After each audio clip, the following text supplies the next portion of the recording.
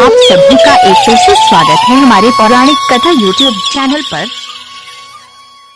हनुमान जी के जीवन के 3 रोचक प्रसंग। हनुमान जी के जीवन के ऐसे कई रोचक प्रसंग हैं जिनसे जीवन में प्रेरणा मिलती है।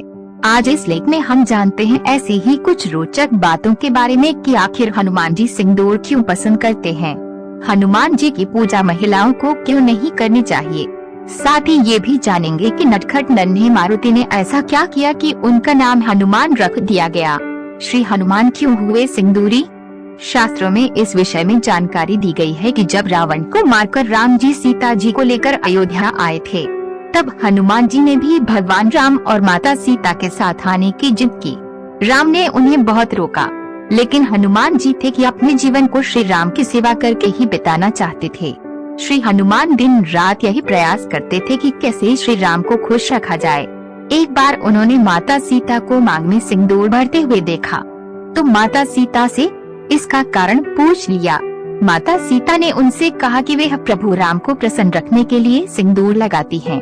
हनुमान जी को श्री राम को प्रसन्न करने की ये युक्ति बहुत भा गई।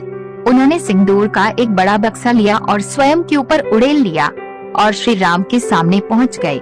तब श्री राम उनको इस तरह से देखकर आश्चर्य में पड़ गए। उन्होंने हनुमान से इसका कारण पूछा। हनुमान जी ने श्री राम से कहा कि प्रभु, मैंने आपकी प्रसन्नता के लिए ये किया है। सिंदूर लगाने के कारण ही आप माता सीता से बहुत प्रसन्न रहते हो। अब आप मुझसे भी उतने ही प्रसन्न रहना। तब श्री राम को अपने भोले भाले भक्त हनुमान की युक्ति पर बहुत हंसी आई और सचमुच हनुमान के लिए श्री राम के मन में जगह और गहरी हो गई।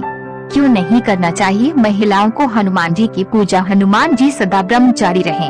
शास्त्रों में हनुमान जी की शादी होने का वर्णन मिलता है, लेकिन ये शादी भी हनुमान जी ने वैवाहिक सुख प्राप्त करने की इच्छा से नहीं की, बल्कि उन 4 प्रमुख विद्याओं की प्राप्ति के लिए की थी, जिन विद्याओं का ज्ञान केवल एक विवाहित को ही दिया जा सकता था।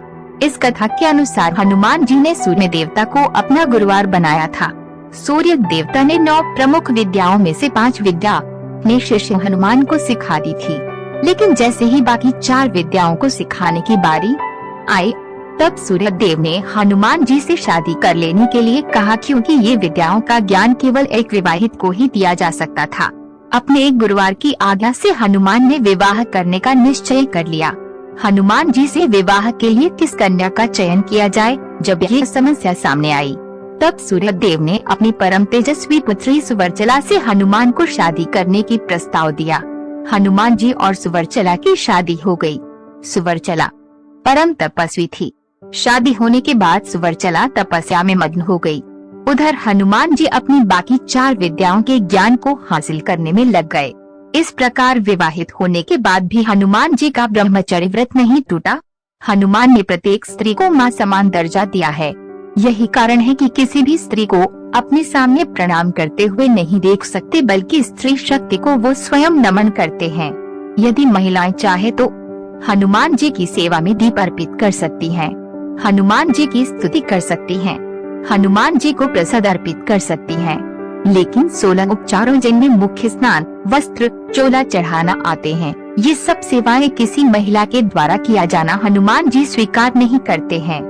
बाल हनुमान ने ऐसा क्या किया कि उनका नाम हनुमान रख दिया गया। हनुमान माता अंजनी और केसरी के पुत्र थे। पवनदेव के आशीर्वाद से हनुमान का जन्म हुआ था। हनुमान जन्म से ही बहुत अधिक ताकतवर और विशाल शरीर वाले थे। हनुमान के बचपन का नाम मारुति था। एक बार मारुति ने सूर्य देवता को देखकर फल समझ लिया और तेजी से सूर्य देवता की ओर पहुंचकर उन्हें निगलने की कोशिश में अपना मुंह बड़ा कर लिया। इंद्रदेव ने मारुति को ऐसा करता देखा तो अपना वज्र उन पर छोड़ दिया। वज्र जाकर मारुति की हनु यानी की ठोड़ी पर लगा। वज्र लगते ही नन्हे मारुति बेहोश हो गए। ये देख उनके पालक पिता पवनदेव को गुस्सा आ गया, जिसे उन्होंने सारे संसार में पवन का बहना रोक दिया। जीवन पानी बिना भी कुछ समय तक रह सकता है, लेकिन प्राण वायु बिना तो एक क्षण नहीं। इसलिए इंद्र ने पवनदेव को तुरंत मराया। इसके बाद नन्हे मारुति को सभी देवताओं ने अपनी ओर से शक्तियां प्रदान की। सूर्य देवता के तेज अंश प्रदान करने के कारण ही हनुमान बुद्धि संपन्न हुए। वज्र मारुति के हनु पर लगा था, जिसके कारण ही उनका नाम समस्त व्रत कथाओं को सुनने के लिए आज ही हमारा चैनल सब्सक्राइब करें और हमारे नई व्रत कथा का नोटिफिकेशन पाने के लिए बेल आइकन दबाना न भूलें।